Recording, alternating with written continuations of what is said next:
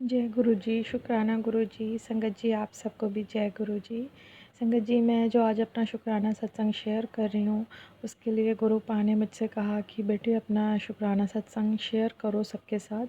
और वो इसलिए क्योंकि किस तरह से मैंने अपनी लाइफ में आगे बढ़ा या आगे बढ़ने की सोची वो और सब्र किया, वो गुरुपा चाहते हैं कि आप सबको भी पता चले। क्योंकि आज के टाइम में ऐसा हो गया है कि लोगों की लाइफ में बहुत ज़्यादा ऑब्स्टेकल्स आ रहे हैं। लोग एक दूसरे को पीछे छोड़ने की होड़ में हैं। कैसे भी चाहते हैं कि पैसा बस उनकी तरफ आ जाए। और स्पेशली मतलब कुछ ऐसे लोग, कुछ ऐसे जेंट्स जो ये चाहते हैं कि उनके पास पैसा आ जाए, भले उन्हें कुछ मेहनत ना करनी पड़े। और इसके लिए वो जाकर कहीं पर भी अपना अफेयर कर लेते हैं या फिर वो अपनी वाइफ़ को छोड़ने तक को तैयार हो जाते हैं। और मैं ये इसलिए भी बता रही हूँ आप लोगों को कि ये आज का कुछ ट्रेंड बन गया है। इस ट्रेंड के कारण जो घर में औरतें होती हैं वो बहुत ज़्यादा परेशान हो रही हैं, क्योंकि उन्होंने तो कभी ये लाइफ में सोचा ही नहीं था कि उनके साथ कुछ ऐसा होगा। और सेम ऐसा ही कुछ हकीकत मेरे साथ भी थी संगत जी। मैंने कभी लाइफ में नहीं सोचा था कि मेरे साथ कुछ ऐसा होगा। मैं बहुत ज़्यादा मतलब पॉजिटिव रहती थी अपने रिलेशन को लेकर, और इसीलिए मैं बाकी चीज़ों पर ध्यान दे रही थी अपने दूसरे रिलेशन्स की तरफ। और ये तो मैंने सोचा था कि मेरा ही हस्बैंड है ही है, ये कहाँ मुझे छोड़ के जाएंगे, वो भी शादी के 15-18 सालों बाद। लेकिन संगत जी जो आदमी होते हैं ना, उनकी मतलब आदतें कुछ ऐसी होती हैं कि वो ब्यूटी की तरफ अट्रैक्ट होते ही होते हैं। तो संगत जी शायद ऐसा कुछ हमारी डेस्टिनी भी होती है। और मेरे अंकल जी के साथ भी कुछ ऐसा ही हुआ, वो भी अट्रैक्ट हो गए उनके ऑफिस में ही काम करने वाली किसी लेडी के तरफ। लेकिन और उसके बाद में मतलब काफ़ी जब मुझे पता चला तो ऑब्वियस सी बात है कि वाइफ़ परेशान होगी ही होगी। पर मैंने संगत जी मतलब क्योंकि मैं स्पिरिचुअल लाइफ में पहले से थी, गुरुपा ने मुझे पहले ही जोड़ लिया था। मैं मेडिटेशन करती थी तो मुझे पहले ही आंसर्स मिल जाते थे, और काफ़ी टाइम पहले ही मतलब मुझे ये मैसेजेस मिल रहे थे। भगवान कोई ना कोई सोर्स बनाते हैं आपके पास मैसेजेस आने का, तो मेरे पास भी सोर्स था। पता नहीं कैसे मैंने फ़ेसबुक पर किसी टाइम पर मतलब जो होते हैं एस्ट्रोलॉजर्स टाइप के, तो उनके पास मैंने कुछ लॉगिन कर दिया था। तो उनकी तरफ से मुझे कुछ लेटर्स ईमेल जैसे आते थे, और उसमें उन्होंने बताया था कि कुछ ट्रांसफॉर्मेशन होगा आपकी लाइफ में। तो चेंज हुआ, और उस टाइम पर मतलब मुझे ये आंसर मिले थे कि आपको थोड़ा सा अवेयर रहना है। तो तब से मैं इन चीज़ों की ओर थोड़ा स्पिरिचुअल हो गई थी। मेडिटेशन करना मुझे बहुत अच्छा लगता था, रात में थोड़ी देर मैं बैठ जाती थी मेडिटेशन के लिए। तो उस टाइम से मेरे अंकल जी थोड़ा मुझे मना करते थे, पर मैं कहती थी कि मुझे अच्छा लगता है तो मुझे क्यों नहीं करने देते आप। तो इस तरह से मतलब मैं जुड़ गई थी मेडिटेशन से। और थोड़े टाइम बाद ऐसा हुआ संगत जी कि जब मुझे ये सारी चीज़ें पता चली अपने अंकल जी के बारे में, अपने हस्बैंड के बारे में, तो मुझे दुःख तो हुआ, पर मुझे मालूम था कि कुछ चेंजेस होने हैं। और फिर गुरुपा का मैसेज भी मुझे मिला कि ये डेस्टिनी है, तूने कुछ ऐसे कर्म करे थे पिछले जन्म में जो मुझे दिखाने हैं। तो संगत जी हमें मतलब मैं रो तो रही थी, बट मुझे एहसास था कि मैंने कहीं न कहीं किसी के साथ कुछ पिछले जन्म में करा होगा, जिसके कारण इस जन्म में मुझे इस तरह का फेस करना पड़ रही है कंडीशन। तो मैं जान गई थी सारी चीज़ें, और मैंने उस वक़्त अपने आप को बहुत सँभाला।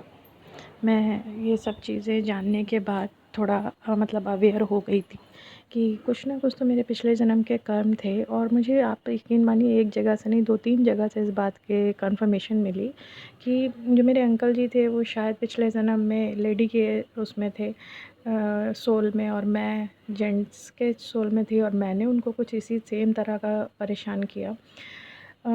तो इस जन्म में वो मुझसे इस जन्म में उसका हिसाब बराबर कर रहे हैं, या किसी और जन्म में मैंने कुछ ऐसा तंत्र मंत्र किसी के ऊपर किया होगा, तो वो लोग उससे नहीं निकल पाए, तो इस जन्म में मुझे तंत्र मंत्र करके परेशान किया जा रहा है। तो अगर किसी की लाइफ में इस तरह की कोई दिक्कतें आ रही हैं, तो कुछ ना कुछ आपके इस जन्म में या पिछले जन्म में कुछ ऐसे कर्मास रहे होंगे जिसकी वजह से आपको इस जन्म में ये सब कुछ फेस करना पड़ रहा है। पर हमारे साथ देखिए हमारे गुरुपा रहते हैं, तो वो हमें ये सब फेस कराने में मदद करते हैं। इसलिए गुरुपा कहते हैं कि मैं तेरे कर्म काट रहा हूँ। तो 10% तो हम लोगों को फेस करना ही पड़ेगा, अपने कर्म को सामना करना ही पड़ेगा। तो उसके लिए संगत जी रोएं नहीं, चुपचाप उस समय को निकालें जिससे कि वो समय धीमे से निकल जाए।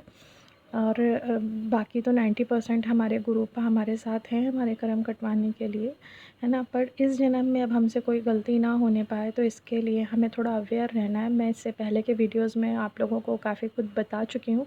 हालांकि मैं अपने आप को इस लायक नहीं मानती हूँ कि मैं किसी को कुछ समझाऊँ, बट मेरे गुरुपा ने कहा कि अपना एक्सपीरियंस शेयर करो, तो मैं आज आप लोगों के साथ शेयर कर रही हूँ। और संगत जी, मेडिटेशन करने का मैं फ़ायदा आपको बता दूं अमृत वेला में, कि हमारे बहुत सारे ग्रह शांत होते हैं, और वो ग्रह शांत होते हैं जो हमारे मन में बार बार डाउट पैदा करते हैं। और संगत जी, एक चीज़ तो क्लियर है कि कोई भी हमारे ऊपर तंत्र मंत्र तभी कर पाता है जब हमारे कुछ ग्रह कमज़ोर होते हैं, है ना। तो हम अपने ग्रहों को कमज़ोर होने ही क्यों दें। हम अपने आसपास चीज़ों को ठीक करके जब अपने ग्रहों को ठीक कर सकते हैं, तो हम क्यों ना उन्हें ठीक कर लें। तो सबसे बड़ी बात, तो आप मेडिटेशन जब करते हो ना, तो आपका राहु ग्रह ठीक हो जाता है। और उससे होता क्या है, मतलब मैं आपको एक साइंटिफिकली बात बता रही हूँ। वैसे तो मेडिटेशन हमारे गुरुपा हमसे कहते हैं करने को ना, तो वो इसलिए भी कि इससे हमारे ग्रह भी शांत होते हैं डायरेक्ट वे में, गुरुपा शायद ये भी चाहते हैं।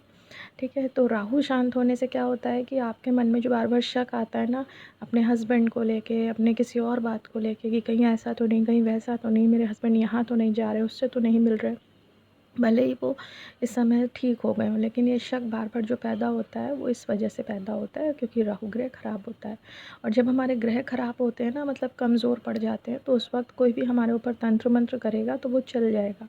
लेकिन अगर हमने अपने आप को मज़बूत रखा, अपने ग्रहों को ठीक रखा, तो वो कोई भी तंत्र मंत्र हमारे ऊपर काम नहीं करेगा संगत जी। और जब मेडिटेशन का हम कवर कर लेते हैं ना अपने ऊपर, अपने गुरु जी के मंत्र जाप को अपने ऊपर सुरक्षा कवच के रूप में बना लेते हैं, तो कोई तंत्र मंत्र नहीं चल सकता हमारे ऊपर। ये मैं पहले भी आपको बता चुकी हूँ। तो उसका सहारा ज़रूर लीजिए आप लोग, और अपने बच्चों से भी बोलिए कि मंत्र जाप में चाहे 5 ही मिनट दें, ज़रूर दें। और संगत जी, इसके अलावा मैं आपको बता दूं कि अगर आपके पिछले जन्म के कोई कर्म हैं, तो आप फॉरगिवनेस प्रेयर भी कर सकते हैं। फॉरगिवनेस प्रेयर में ये होता है कि आप भगवान के सामने बैठ के मेडिटेशन के टाइम पर बोलें कि मेरे पिछले जन्म में या इस जन्म में कोई गलत कर्म मैंने किसी के लिए करे हों, तो उसके लिए मैं क्षमा मांगती हूँ, सिर झुका के क्षमा मांगती हूँ। प्लीज़ मुझे माफ़ कर दें, जिससे कि मैं अपने इस जन्म को अच्छा कर पाऊँ, मेरे कर्म ख़राब ना हो। और 4 लाइनों की फॉरगिवनेस प्रेयर होती है। I am sorry, please forgive me, I love you, thank you. तो संगत जी, प्लीज़ फॉलो इसे करें ज़रूर। संगत जी, मैं अपनी लाइफ में इन सारी चीज़ों से उबर चुकी हूँ। मेरे अंकल जी आज ठीक लाइन पर आ गए हैं, शायद मेरे मेडिटेशन से, गुरु मंत्र के जाप से। तो गुरुपा, इसके लिए अनंतम अनंतम शुक्राना आपका, जैसे आपने मेरा साथ दिया, आप सबका साथ दें, सबके बुद्धि में विराजमान हो जाएं, सबके दिमाग ठीक रहे, सबके अंकल जी का, और उनका परिवार अच्छे से चले। संगत जी, अगर मुझसे कुछ भूल हुई हो सत्संग कहने में, तो क्षमा करें, और प्लीज़ सब्सक्राइब करें अगर अच्छा लगे तो। Thank you.